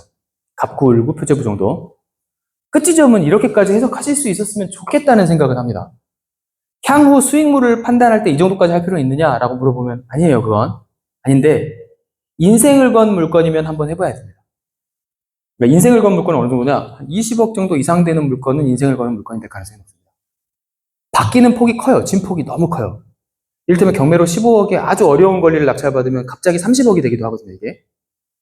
실제로 그런 사례들이 있어요. 성동구에 낙찰받은 그런 물건 같은 경우는. 오늘 가져오긴 했는데 밥 먹고 나서 다 할 수 있을지는 모르겠어요. 지금 여러분의 이해 정도를 보고 판별하겠습니다. 중구 황학동에 있는 거를 재개발 강의에서 이제 문제를 한번 내봤습니다. 이렇게 생길수록 좋아요. 재개발은 사람이 살 수가 없어요. 어디 감히 임차 줄 생각을 해. 에어비앤비를 운영한다고? 부 들어가기조차 싫어야 돼. 문을 열었는데 찡그려지는 곳을 사야 돼요. 이런 거. 과장했습니다. 이렇게 하라는 얘기예요. 그러면 여긴 재개발이 가고 있을까? 중구 황학동은 재개발 난리 지역이에요. 난리 지역. 전 당연히 될 거라고 생각했고 가격이 너무 싸잖아요. 서울 한복판인데. 지도상으로 봤을 때는 지도 넣었나요 제가? 수업 때 넣었는데 여기서는 안 넣네. 등기부 강의라고 제가 지도를 안 넣었는데 지도상으로 보시면 옆에 센트라스라고 하는 곳이 개발이 잘 돼가지고 닦아진 아주 신축 아파트가 있고 주변은 다 너무 힘든 재개발 지역이에요. 그래서 길 건너에 있는 저걸 보고 계속 10년 동안 이 사람들이 마음을 먹었을 것이다. 동의하기로. 진행만 되면. 그러면 진행은 누가 하는 거냐? 다른 쪽에서 이걸로 수익을 얻었던 업자가 여기 이 구역 괜찮은데? 하고 들어와서 이 구역에 있는 건물 몇 개를 삽니다. 그리고 조합 사무실을 만들어서 사람들의 동의를 모으는 거예요. 그러니 사업이라 하는 건 결국 많은 사람들의 동의를 끌어낼 수 있는 작업이 아닌가. 여기서 이제 이 결과물을 혼자 독식하고 싶으면 사기가 되는 거고요. 나눠서 주고 싶으면 사업이 되는 겁니다. 한 끗 차이인 것 같아요. 그래서 조합은 추진이 될 것 같고요. 제 생각입니다. 여기 지도가 살짝 보이긴 하네. 여기가 신축 아파트입니다. 근데 이 주변 지역이 전부 다 재개발 지역이에요. 평지고. 그래서 3천에 40만 원 소액 임차인이 있어요. 소액 임차인 개념은 뭐냐면 서울 기준으로 물론 근저당 설정된 날짜 기준입니다. 지금 26년 기준으로는 6,500만 원까지인데 23년 기준으로는 5천까지입니다. 근데 5천에 해당되니까 3천은 그냥 다 받는 거예요. 이 사람은 그냥 다 받아가는 사람이에요. 어쩔 수 없이. 인수할 것도 없어. 2억 이하에 팔릴 리가 없으니까. 근데 우리 또 여기서 간단한 거 보이죠? 대부. 이런 것들은 취하되기가 어렵다는 거예요. 이분들은 빚 불리기의 달인들이다. 그래서 봤더니 2003년에 보니까 매매를 해서 이상임이 43년생이면 진짜 나이 많은 겁니다. 1200만 원 끼고 구입을 해서 20년간 꾸준히 한 집에 있었다. 20년 산 엄마 집을 아들이 날린 거예요. 아들이 날린지는 어떻게 알아요? 이거 보고 한 거죠? 그래서 손창 안 하고 이상민이 증여라는 것 때문에 아들이라고 생각한 거예요? 무상증여 할 사람은 아들이기도 하지만 그렇지, 뭐 아들이라고 생각하는 게 편하겠지. 아들이 아닌 사람에게도 증여는 가능합니다. 알겠죠? 유상증여면 세금을 내지만 무상증여는 세금을 내지 않아요. 명의를 바꿀 때 쓰는 방식입니다. 여러분 주택수가 많아가지고 명의를 바꿔야 될 때가 있잖아요. 믿을 만한 사람 이름으로 바꿔놓고 싶을 때 무상증여라는 방식을 채택하면 되는데 이제 문제점은 나중에 세상이 다시 좋아져서 팔아가지고 돈을 달라고 하거나 그 집을 소유권을 달라고 할 때 얘가 내 꼰들? 그럴 수 있어요. 이해되시죠? 네. 그래서 아들로 보는 것이 맞다. 나이 차이도 보니까 딱 아들로 보는 게 맞아 보이네요. 그리고 대출을 받기 시작해 이 집에 오자마자 최대 한도까지 끌어서 대출을 풀로 받고 다음 날도 대출을 받고 1, 20원이 아쉬워 보인다. 이건 이제 저 사람에서 판단. 그리고 다다글로벌이라는 운송택배 회사를 2011년부터 설립을 하고자 하였으며 어떤 이것 때문에 그런 거죠? 찾아봤어요? 이름 일치? 현재는 송용한이라는 대표가 이름이 비슷해서 현재한테 넘기게. 이렇게 하는 게 좋습니다, 여러분. 이렇게 하는 게 좋긴 해요. 저렇게 하게 되면 진짜 국가가 돌아가는 시스템이나 그 사람들이 어떻게 어떤 마음으로 등기부에 이런 기록을 남겼을지를 추론해 갈 수가 있게 되거든요. 그래서 저는 실력이 빠르게 향상된 데는 이런 이유가 있을 거라고 생각합니다. 결과물은 아직 없지만 뭐 돈만 있으면 이제 하시면 되죠, 이제. 그죠? 그리고 이 집을 증여받으면서 금리 문제로 고민하다가 나무 편당? 나무 펀딩 어디 있었는데? 10. 여기. 나무 펀딩이죠? 주식회사 나무 펀딩에 펀딩 들어가는 거는 대부를 영어로 바꾸면 펀딩이에요. 이것도 대부 업체일 겁니다. 그래서 압류가 들어오고 MPL로 ELS의 대부 유한회사에 넘겨버린다. 이거 본 건가요? 확정채권 양도 형식으로. 그리고 근질권 설정했으니까 합자회사 영진저축은행이라고 하는 거를 또 ELS의 대부는 끼고 있는 거고, 여기도 아까 제가 설명했던 동일한 방식으로 여기서 근무했던 임원진들의 노후 대비 이용 회사가 아닐까라는 생각을 하는 겁니다. 이해되시죠? 세상 시스템이 어떻게 이루어져 있는지 알겠죠? 2금융, 3금융권은 국가의 통제를 심하게 받지 않으니까 자기 내부자들을 대부업체로 독립해가지고 여신 업무를 계속해서 하게 해주는 어떤 금융지원책이죠. 너는 얘들한테 돈 빌려주고 이자 챙겨. 나는 너한테 이자 이만큼만 받을게 라는 계약. 괜찮죠? 여러분이 생각해보면 여러분이 저런 대부업을 생각을 하셔도 사실 여러분한테 돈 대줄 은행이 없죠? 있나요? 유대인은 어떻게 했을까요? 은행을 차리거나 본인들이 은행이 되어줍니다. 자기 친지나 지인들한테. 유대인에게서 배울 점 하나는 이런 겁니다. 우리는 결혼식 때 보통 축의금을 내가지고 도와주죠. 유대인들은 성인식 때 도와줍니다. 20살 성인식이 될 때 친척이나 친한 사람들을 싹 한 집에 모아요. 그래서 이 사람을 격려해주면서 이때 내는 축의금이 10만 원, 20만 원 단위가 아니에요. 1000만 원, 2000만 원, 2억, 10억 이런 겁니다. 그럼 얘는 20살에 그 돈을 갖고 뭐든 할 수 있는 사람이 된 거예요. 그래서 여러분이 오해를 하시지만 자수성가한 사람은 스티브 잡스도 사실 자수성가했겠다고 보기 매우 어려워요. 인프라가 좋아요. 근데 여러분이 알고 있는 유대계에 성공했던 지금 CEO들은 다 이런 자본들을 가지고 있습니다. 그래서 유대인이 자꾸 CEO가 많이 생기는 거예요. 이해되시죠? 저도 그 서화를 놓고 그런 생각을 합니다. 얘 20살 때는 우리 챌린저들을 싹 다 모은 파티를 한 다음에 돈을 거둘까? 뭐 그런 생각을 하고 있어요. 저만의 생각입니다. 유대인을 한번 흉내내 보는 거죠. 그걸 또 문화로 정착시켜 또. 제가 또 그런 거 잘하잖아요. 문화로 정착시켜. 내가 이만큼 받았으니까 또 이만큼 갚아. 아래쪽 또 애들이 계속 크고 있을 거 아니야. 또 같은 이름의 서화도 있고. 그래서 유한회사라는 무리한 확장으로 충분히 이렇게 될 것 같다라고 생각을 하면서 우리는 뭐만 볼 수 있으면 되냐? 앞에 저 사람의 상상력 정도뿐만 아니라 요약부만 볼 수 있으면 된다. 즉 대부업체 무리하게 썼고, 즉 취하 안 될 거야. 2억대 초반에 중구 황학동에 재개발 물건 가질 수가 있다. 초촉이 있고 공공재개발 신속통합 이런 거 많이 지금 얘기 나오고 있던데 그런 걸 가질 수가 있다. 자, 19억에 낙찰받은 문정래 미안 이야기입니다.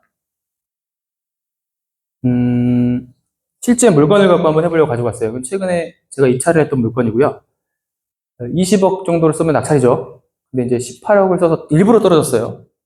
이분의 마음속에는 문정래미안이 원픽이 아니고 리센츠가 원픽이에요. 이런 생각을 한번 해봅니다, 여러분. 여러분은 어떤 결정을 하실지 A와 B를 택해주세요. 내가 가장 간절히 바라고 원하는 사람이 있어. 애인이라고 칠게요. A라는 애인이 있습니다. 그런데 얘는 결혼하기는 너무 어려울 것 같아. 나랑 차이도 너무 많고 집안 차이도 너무 많아요. 무리를 해야 돼요. B는 나한테 적당하긴 하고 잘 살 수 있을 것 같긴 한데 그렇게 모험심은 생기지 않아. 잡아둔 고기 같은 느낌이야. 자, 누구를 선택하실래요? 저긴 A 바로 나와. 고민도 하지 않아. 그러니까 그분이 리센치를 그날 당일날 계약하셨습니다. 33억에. 저는 B. 제 성향은 B. 안전하게 가야지. 이거 무슨 상관이냐고. 뭐 평생 힘들 거고. 그래서 지금도 힘들어 죽겠는데 앞으로 살면서 더 힘들게 할 거 아니에요. 이 이유를 왜 말씀을 드리느냐. 결혼하고 집이 비슷하기 때문에 그렇습니다. 그 33억이 지금 서울이 1금융 대출 다 막힌 건 아세요? 사업자 대출 후순위 싹 다 막혔어요. 그럼 할 수 있는 방법은 뭐냐? P2P, 피어2피어. 개인이 개인에게 빌려주는 거. 대부업체를 가는 선택 직전에 있는 거예요, 그냥. 플랫폼 하나에서 원영이 지금 돈이 한 20억 있어. 야, 이거 좀 굴리고 싶은데 부동산에 넣긴 좀 애매해. 코인은 싫어. 주식은 부. 그러니까 이제 부동산 하는 사람한테 돈을 대주기 시작하는 거예요, 자기가. 쩐주로서. 그리고 이자는, 야, 더블 정도 받아야지. 야, 은행 4.7이라며? 12. 오케이? 이런 시장이 생길 것 같다는 생각은 드세요? 그잖아요. 급한 사람은 12% 쓰겠지. 이 사람은 12%에 28억 빌립니다. 월 얼마예요? 얼마야? 10%로 계산해 봅시다. 2억 8천, 2,800, 3천 돈 낼 거 아닙니까? 한 달에. 한 달에 3천 이자 내고 저 집에 사는 거예요. 근데 저는 하라고 했어요. 왜 그랬을까요? 제가 이런 거 하라고 한 사람 처음 봤죠? 여러분들은 다 말렸잖아, 제가. 이분은 월 수입이 1억이 넘어요. 병원을 운영하시는데 계속 매출이 1억, 1억 5천, 제일 좋게 찍었을 때가 언제, 뭐 세금 다 떼고 했을 때가 있었는데 그때 8천 찍었대요. 그러면 이 사람한테 이건 무리가 아니에요. 그래서 저는 B로 가지 말라고 했어요. 이 사람한테는 A 워너비가 있으면 거기로 갈 만한 소득이 뒷받침해주고 있기 때문에 차라리 지금부터 허리띠를 졸라매시고 애들 학원 다 끊은 다음에 1억을 계속 갚아버리세요. 28억 그러니까 28개월 갚으면 되는 거 아니야. 그러면 본인은 3년 내에 아무런 대출이 없는 아파트 한 개를 갖게 됩니다. 괜찮아요? 네, 사람마다 해결책 방식은 다 다릅니다. 이거 할 때부터 찌꺼분 하더라고요, 진짜. 여기는 뭐 좋긴 한데, 좋은 이유를 억지로 찾는 느낌 맞죠? 결혼해야 할 이유를 막 억지로 찾는 느낌. 엄마가 좋아하고요. 교회가 가깝고요. 뭐, 그렇고요. 뭐, 그런. 근데 표정은 이래. 좋다는데 표정은 애기가 좋다고 하고요. 뭐 그런 거. 에어비앤비 할 수 있을 것 같고요. 아닌 것 같은데. 그래서 제가 다시 물어봅니다. 진짜 원하세요? 진짜 원하지 않으면 낙찰이 안 돼요. 진짜 원하시냐고요. 그랬더니 진짜 원한대 또. 제가 여러분을 만나면서 가장 느끼는 생각은 여러분은 여러분 스스로를 모릅니다. 본인을 돌아볼 기회가 없었기 때문이죠. 그래서 저를 오래 만나신 분들은 자기를 알아가기 시작해요. 근데 안타까운 건 그거를 15살 때 알았으면 얼마나 좋았겠어요. 그죠? 아까 오다가도 얘기했는데 김연아가 40 넘어가고 피겨 시작했으면 그냥 예쁜 아줌마예요. 아줌마가 피겨 잘 타네? 15살에 시작했으니까 잘 탄 겁니다. 세계적으로. 제가 돌아가면서 뭔가 취미생활 같은 걸 좀 할 때 그런 분들을 만나요. 유독 좀 너무 월등히 좀 잘하시는 분을 만나요. 이걸 좀 어렸을 때 시작했으면 좋았을 거예요. 이해되시죠? 뭔 느낌인지? 다시. 지희님은 A라고 완전 얘기를 해버렸으니까. 또, 그 지희님의 삶이 또 지나가네? 그럴 것 같기도 하네. 가장 원하는 걸 항상 택하는 방식. 좋습니다. 자기의 색깔이에요. 여기 가십니다. 다만, 감당할 수 있을지 없을지에 대한 조언은 한 번쯤은 들어보고 가시는 것이 좋다. 이분은 조언을 안 들었잖아요? 그럼 이걸 했을 거야. 그리고 계속 후회했을 겁니다. 이 사람이 제가 이게 맞다고 생각했을 때까지만 해도 소득을 밝히지 않았어요. 원래 잘 기억하세요, 여러분. 나 돈 많이 번다라고 얘기하는 사람은 절대 돈을 많이 벌고 있는 사람이 아니에요. 기억하세요. 꼭 기억하세요. 사람은 인지심리학적으로 방어기제가 7단계로 놓여있기 때문에 겹겹한 장벽 속에 자기를 반대로 말하는 게 사회적 습관이 되어 있어서 예쁘지 않은 사람은 자기를 자꾸 예쁘다고 얘기합니다. 반대로 얘기합니다. 엄청 소득을 많이 올리고 있으면 절대 자랑하지 않습니다. 자산이 엄청 많잖아요. 없다고 얘기합니다. 그게 나쁘게 바뀌는 걸 너무 많이 보기 때문에 그래요. 그래서 반대로 얘기하는 사람들 있죠. 많다, 잘한다, 돈이 많다, 많이 번다. 아닐 가능성이 더 높다. 심리학적인 겁니다. 제가 그걸 판단을 했었는데 이분 말 그대로 들은 거예요. 그래서 소득금액 증명 떼라고 이제 대출 알아보면서 제가 이제 소득금액 서류를 받으면서 이제 알게 된 거예요. 뭐예요? 왜 소득이 이렇게 높아요? 그랬더니 제가 병원 차려가지고 여장부예요. 남자가 여자를 먹여 살리는 게 아니라 여자가 남자를 먹여 살리는 그런 구조예요. 남자가 의사인데 병원을 하고 건물을 하고 이런 걸 다 시스템을 자기가 차려가지고 남자는 와서 환자만 보게 하는 거야. 수익이랑 이런 인건비랑 이런 거 관리 다 제가 해. 자기가 해. 고용하고 이런 거. 그럼 그 누구 병원이야? 이런 걸 보통 사무장병원이라고 얘기하죠. 병원을 차려가지고 의사를 고용하는 형태. 저는 그렇게 느껴지더라고요. 그래서 사무장병원이네요? 그랬더니 맞죠? 막 그러더라고요. 잘 선택한 것 같아요. 그러니까 자기가 선택을 내려야 할 시점에 적절한 사람이 옆에 있는 것도 복입니다. 이해되시죠? 그런 걸 인프라라고 하고 하비투스라고 하는데 그런 걸 먼저 만드시는 데 집중을 하셨으면 좋겠다. 제가 여기서 말씀드리려고 했던 건 이겁니다. 등기부에 이런 것도 나와요. 협의 분할로 인한 재산 상속. 그런데 여러분은 이거 해독이 안 돼요. 상속이니까 죽은 건 맞죠? 여러분, 상속이라는 말은 죽었을 때 쓰는 용어입니다. 그러니까 여러분은 용어를 섞어 쓰잖아. 안 죽었는데 애기들한테 돈을 좀 나눠주고 싶어. 이거 상속받았다 이렇게 애기들은 얘기하지만 그건 법률 용어로 증여입니다. 살았으니까. 죽었는데 정리를 해줘. 그게 상속이에요. 이해되시죠? 근데 협의 분할은 왜 했을까? 이게 2분의 1, 2분의 1이 될 수가 없잖아요. 이 사람 아들들인 것 같은데 나이대가 와이프가 있거나 사실혼 관계인 여자가 하나 있었다고 한다면 이 사람한테도 일정 지분이 가고 법률로 가면 이 지분이 더 커요. 자식들이 2분의 1씩 가져올 수가 없어 사실은. 맞아요? 맞죠? 이거 다 알고 계시죠? 그러면 여기에 의문을 품은 사람들은 이제 어떤 걸 하냐? 유류분 청구 소송이라고 해서 가족끼리 소송을 합니다. 이게 가사법원에서 가정법원에서 가사소송으로 주로 일어나는 일이에요. 네가 기여를 했네. 아플 때 몇 번 왔네. 2번 왔네. 뭐 3번 왔네. 밥은 내가 해줬네. 나 끼니 때마다 뭐 먹이고 막 돌아다녔네. 나오기 시작해. 야, 너 3살 때 나한테 그렇게 말했잖아. 이렇게 나오기 시작합니다. 재판 참관을 해보면서 제가 제일 참담했을 때가 어떤 때냐면 가정법원입니다. 가족끼리 소송을 하면 끝장나요. 그러니 여러분 잘 기억하세요. 자기하고 가장 가까운 사람이 자기한테 가장 큰 피해를 입힐 수 있다는 걸 염두에 두고 살아가시면 좋습니다. 길거리 지나다니는 사람들은 나한테 피해를 입힐 수가 없어요. 그럼 여러분이 뒤통수 맞고 배신 당했다는 말은 무슨 말이야? 그 사람이 가까웠기 때문에 그런 게 가능한 거거든요. 맞아요? 그러니까 평소에 가장 잘해야 될 사람은 사실 친절도가 가장 높아야 되는 사람은 가장 가까운 사람일 가능성이 높다. 저는 요즘에 장항준이 자꾸 좋은 이유가 장항준은 누구보다도 와이프랑 딸한테 잘한대잖아. 내가 너무나게 친절하게 해가지고 얘가 그냥 내 울타리 내에서 풀 뜯고 죽었으면 좋겠다잖아요. 요 말이 전 되게 마음에 좀 와닿더라고요.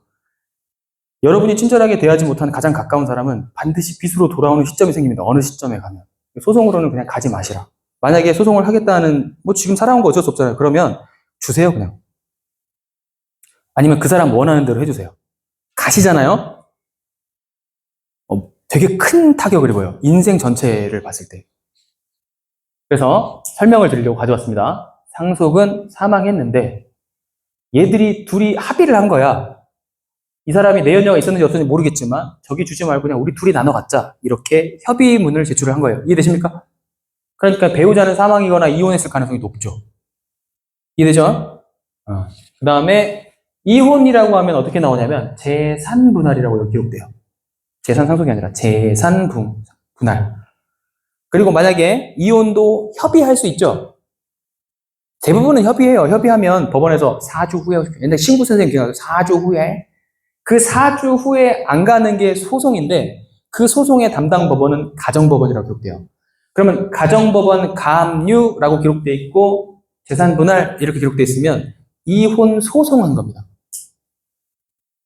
이 집은 내 거야. 그래서 재판부가 지금까지 8대2 정도의 확률을 뭐라냐면 양육권 같은 것을 인정하고 가정을 지킨 역할을 여자에게 조금 더 가중치를 줍니다.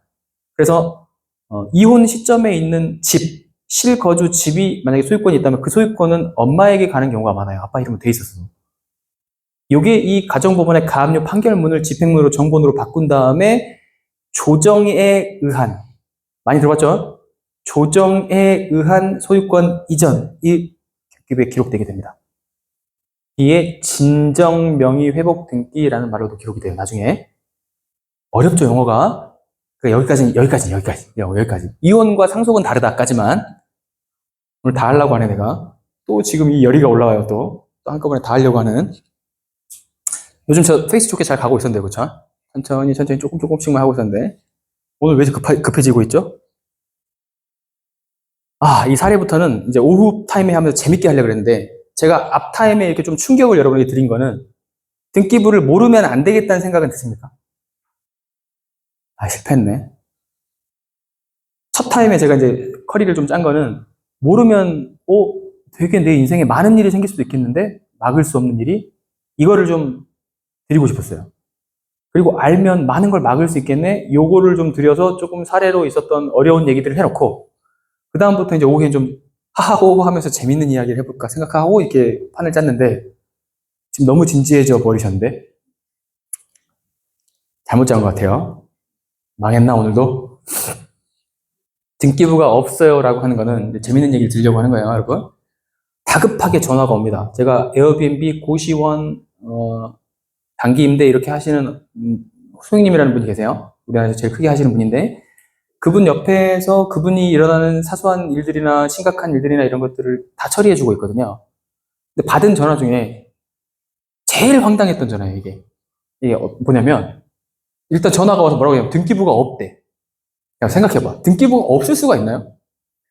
저는 지식이 있으니까 이렇게 생각하는 거야. 등기부 없다고 저한테 질문을 하면 저는 어떻게 생각해버리냐면 뭐가 건물? 재개발을 좀 많이 하니까 뚜껑? 뚜껑 매물에 에어비앤비를 왜 들어가? 뚜껑이어도 공무원은 현황조사라는 걸 하니까 주민센터 현황조사 대장에 무허가 건축물로 등재가 되어 있으니 그것도 등기가 나오는데 등기가 없다고? 그러니까 저는 이렇게 머릿속으로 이제 한 바퀴를 돌린 거예요. 그래서 도저히 말이 이해가 안 되는 거야. 등기가 없다니요. 등기부가 없다고 하는 집이 있는데 계약해도 됩니까? 이게 소유주가 누군지가 질문입니다. 등기부에 누구누구 소유주가 극부 이런 내용이 없는 것은 이상해질 것 같아 질문 드립니다. 있는데요. 답을 드릴 수밖에 없어. 있는데요. 왜 있냐면 이걸 줬거든요. 그러니까 등기부를 캡처로 주면서 등기부가 없다고 하고 있으니까 난 있다고 하는 거야 자꾸. 그러니까 이 사람의 얘기는 나중에 들어보니까 뭐냐면 을구에 기록사항 없음이 돼 있으니까 등기부가 없는 거야. 여러분 역으로 출연해보세요. 이렇게 배웠으니까. 을구에 기록사항이 없으면 무슨 뜻입니까? 이 사람은 빚이 없다 정도가 아니야. 이 집을 짓거나 살 때부터 자기 현금으로 다 박치기 한 거잖아요. 애초에 1번이 없다는 건 이 집이 내한테 뭐 매매로 넘어오든 그 집을 짓든 어떻게 했든 처음에 첫 집이 원시 취득이라고 합니다. 이런 걸. 토지에 건물이 올라가서 이 원시 최초에 지어진 이 집을 살 때부터 대출이 한 개도 없는 집이야. 근데 여기 강남이다. 그럼 이제 어떤 생각이 들어요? 바뀌어 이제 생각이? 그래서 이 사람이 난 너무 어이가 없는 거예요. 강남에 이 집이 생겼던 30년 전부터 대출이 하나도 없을 정도의 사람이면 어떤 사람일 것 같아요? 내가 물어봤어. 역으로. 그랬더니 하더라고요. 이렇게 질문을 하신 분이 있다. 재밌어요 이건? 여러분 재밌는 사례가 있어요. 여러분도 기록사항 없음을 보고 질문을 그렇게 할 수도 있어요. 등기부가 없다고 질문할 수 있지 뭘. 있지 마. 과거에 그런 시절이 있었다는 거를. 그럴 수 있어요. 두 번째는 조금 어려운 내용이긴 했어요. 이 사람 다급해진 거야. 이 사람은 똑똑하게 주변에 좋은 사람도 있고 해서 계약을 맺을 때 1억 2천 전세를 들어가면서 전세권 설정을 해놨어요. 왜냐면 주소 이전을 해놓을 수가 없었거든. 사무실로 쓰는 집이에요. 그래서 뭐 주소를 이쪽에서 이쪽으로 이전하고 빼면은 다시 그 청약받거나 했는데 불이익을 주잖아요. 적용이 안 되고 그러니까 사무실에 그러니까 역으로 생각해보세요, 여러분. 회사에서 사원 사옥으로 임대를 할 때 거기에 전세권을 설정해 놓는 이유를 알겠어요, 이제? 들어가서 전입신고를 해놓을 수는 없잖아요, 법인이. 그러니까 전세권을 잡아놓는 거야, 미리. 그러니까 어떤 선생님들이 좀 왜곡해갖고 말하면서 전세권이 설정돼 있으면 나중에 배당받을 때 전세권자는 대항력을 갖고 있지 않기 때문에 얘는 말소되고 상계되어 이렇게 얘기하시는 분들이 좀 많은데 그렇게 안 하는 방법도 많기 때문에 그냥 마냥 전세권이 안전할 거라고만 생각하면 안 돼요. 근데 임차인 입장에서 전세권은 이제 안전합니다. 임차인 입장에서 전세권 설정해놓으면 그냥 안전해요. 집주인 입장에서는 좀 괴롭지. 이거 자기 등기에 이 이름을 남겨야 되잖아, 평생. 만약에 이 사람하고 극악한 상태로 싸우고 헤어졌어. 임차인하고 소송을 하고 막 그러면 여러분 등기부에는 계속 이 사람 따라다니는 거잖아요. 사실 이 등기부 기록이 더러운 게 싫어서 경매물권을 안 하시는 분도 있습니다. 알지? 아무리 싸게 받았어도 앞에 본번 1번부터 40번까지가 막 혈투를 벌이는 적들이 근데 내가 43번 이렇게 들어가 있으면 누가 우리 집 등기 떼볼 때마다 누가 아빠는 무슨 그런 집을 샀니? 응? 거지 같은 집을 샀네? 막 이럴 거 아니에요? 아니에요? 아니 이게 듣기만 하라는 이유는 뭐냐면 이렇게 생각하는 사람이 꽤 있더라는 거예요. 부동산 가보니까 경매 나오는 집은 안 살 거예요 라고 하는 사람이 있더라니까. 여러분 놀랄 거 없어요. 여러분 풍수 지리도 보시잖아요. 기운이 안 좋다면서 안 사시더만 뭘. 여러분 이상한 거 생각 많이 한다니까. 앞선 사람이 좀 이상한 사람 살았다 그러면 그 집 이상할 거라고 생각하는 게 있죠, 좀. 있잖아요. 여러분 다 그렇게 살던데 뭘. 그러니까 우리나라가 무속신앙이 이렇게 발달을 하는 거예요. 다 무당이야, 우리. 우리는 웬만한 무당은 무당 취급도 안 하잖아요. 어나더 레벨의 무당만 무당 취급하잖아. 그래서 사실 교회를 등겨도 목사님 중에서 큰 목사님 막 이렇게 부르잖아. 목사가 다 목사가 아니에요. 목사를 능가하는 목사여야 돼. 그래서 대형 교회가 한국에 제일 많습니다. 전 세계에서.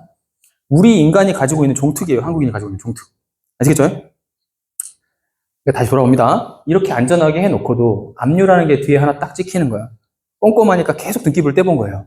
저한테 배웠거든요. 그래서 갑자기 연락이 온 거야. 무서워요. 14번에 감히 내 집에다가 압류를 잡았어요, 이 사람. 어떻게 할까요? 죽일까요? 막 이러는데. 국은 뭐였죠? 그렇지. 지방세가 아니고 국세니까. 재산세 아니면 종합부동산세. 근데 1억 2천 전세를 주는 집이 종합부동산세를 낼 리는 없어요. 오피스텔이고. 노원 세무서장의 국세가 징수 미납분이 회계 처리 연도를 넘기면 안 되기 때문에 반기 혹은 분기별로 공무원이 계상이라는 걸 하게 돼 있으니 국이라고 찍혀 있는 거는 10년, 20년 누적되어 있을 가능성이 높다. 1, 2년 단위의 짧은 가능성이 높다. 짧은 겁니다. 20년부터 4년째 살고 있는데 24년에 이게 날라왔다는 얘기는 24년 2월이니까 23년 후반기에 국세 지방세 아니 국세인 재산세를 안 낸 거예요. 그러면 1억 2천 하는 오피스텔이 재산세 얼마 나올 것 같으세요? 10만 원, 20만 원밖에 안 나와. 그거예요, 그거. 근데 덜덜 떨었다고요. 그리고 이게 10만 원이 아니고 굉장히 높다고 해도 이제 걱정할 게 없는 게 임차인 전세권이 우선으로 설정되어 있으면 날짜가 먼저 잡혀 있으니까 법정기일 여부에 있어서 앞서는 선순위 임차권에는 적용하지 않아요. 옛날에 이 세금은 임차인이 아무리 날짜가 빨라도 법정기일과 상관없이 당해세를 맨 위에 영순위로 올려버렸거든요. 그래서 임차인이 손해를 봐야 되는 구조가 있었어요. 이거 폐지됐습니다. 세상은 점점 변하겠지. 오늘 여기까지만 하고 이제 밥을 먹고 갈 거예요. 밥 먹고 다시 모일 때 안 오셔도 되는데 안 오셔도 되는데 너무 힘들고 재미가 없었으면 안 오셔도 돼요. 알겠죠? 밥 먹고 뭐 재밌었으면 다시 한번 오셔도 되고. 아까 이제 연동지어서 얘기하자면 보증금 서울 기준으로 1억 6,500 이내는 대상입니다. 대상. 내가 임차 들어가서 전세로 살고 있는데 경매에 넘어가 버린 거예요. 그러면 제일 먼저 고려할 대상이 내가 1억 6,500 이하로 계약했는지를 먼저 첫 번째 고려. 월세면 5,500만 원 이하로 거래했는지 먼저 고려. 됩니까? 그러니 최우선 변제 대상 금액이 아니고 대상 중에서도 우선으로 변제해주는 금액이 월세 보증금의 조건이 되는 세상입니다. 서울 기준은 이제 5,500으로 26년 이후부터 잡힐 거고 만약 근저당 설정이 15년이면 15년에는 5,500이 아니었겠죠. 대상은 1억 3천쯤이고 보상은 5천이나 4,500쯤이었을 수 있습니다. 날짜에 따라 바뀌는 거예요.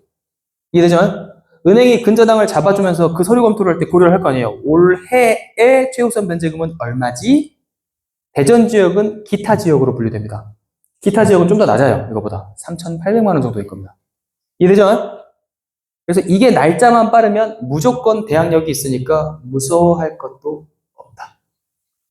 일단 자기가 월세를 3,000에 150 이렇게 하고 있었으면 엔간한 전국 지역에서는 그냥 다 최우선 변제금 대상이 되기 때문에 고민할 것도 없고 전세를 좀 세게 썼어요. 1억 6,500 이상이야. 그러면 대항력이라는 게 있기 때문에 전입이 빨라야만 해요.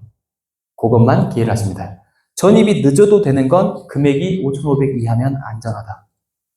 대전이면 좀 낮고 연도가 좀 더 빠르면 더 낮다. 이거는 물가 상승에 따라서 계속 비례해서 올라갑니다. 이해되실까요? 자, 우리 식사하고 와서 뒷이야기를 듣겠습니다. 뒤엔 또 좀 더 전문적인 이야기를 할 거예요.